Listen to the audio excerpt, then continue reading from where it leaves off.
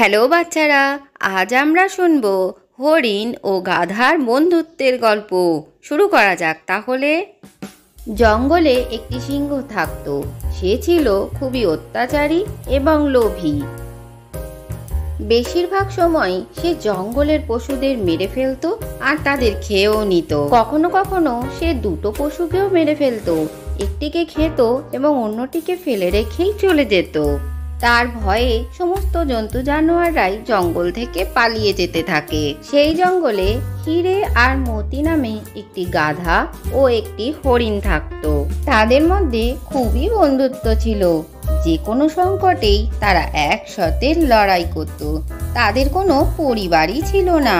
তারা দুজনেও সিংহের অত্যাচারে খুবই অতিষ্ঠ হয়ে উঠেছিল।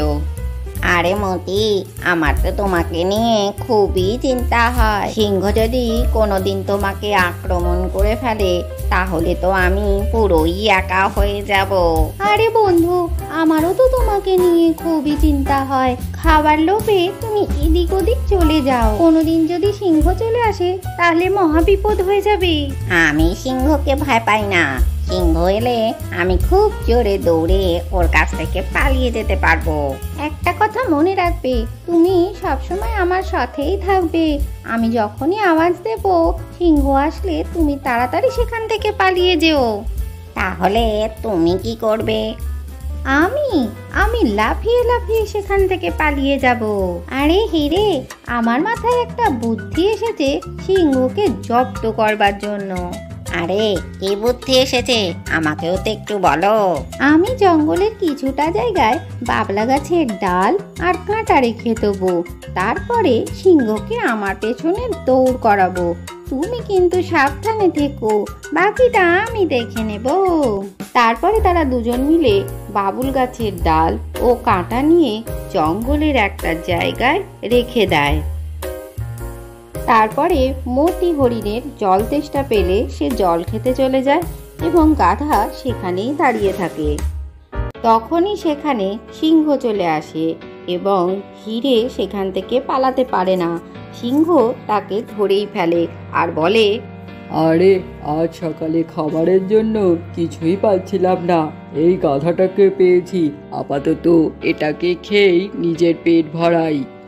তখনই সেখানে মতি হরিণ চলে আসে। সে এসে দেখে তার বন্ধু হিরে সিংহের থাবার নিচে রয়েছে।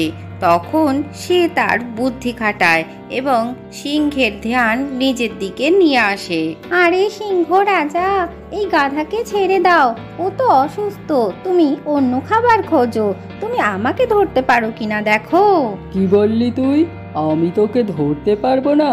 এই গাধাটাকে খেলে শুধু আমি অসুস্থই হতাম, তোকে খেলে আবার সারাদিনের খিদে মিটে যাবে। দাঁড়া, তোর আমি ব্যবস্থা করছি। এই বলে সিংহ হরিণকে তাড়া করে। হরিণও খুব জোরে জোরে দৌড়াতে থাকে। হরিণের পিছু পিছু সিংহ খুবই জোরে দৌড়াতে থাকে। এইসব দেখে গাধাও তাদের পিছু পিছু হাঁটতে থাকে। হরিণ লাফিয়ে লাফিয়ে এসে সেই বাবুল গাছের কাঁটা পেরিয়ে ওই পাশে চলে যায় আর সিংহ সেই কাঁটায় আটকে যায়। আরে আমার তো খুব কষ্ট হচ্ছে, এই কাঁটাগুলোতে আমার খুব যন্ত্রণা করছে, কেউ তো আমাকে এখান থেকে বার করো। জঙ্গলের অন্যান্য জন্তুরাও সিংহের এই দুর্দশা দেখে খুবই মজা পাচ্ছিল আর হরিণের বুদ্ধির তারিফও করছিল। আজকের গল্পটি থেকে কি শিখলে বাচ্চারা? বুদ্ধি থাকলে যে কোনো সমস্যারই সহজেই সমাধান করা যায়। ভিডিওটি ভালো লাগলে চ্যানেলটিকে লাইক ও শেয়ার করে সাবস্ক্রাইব করে দিও।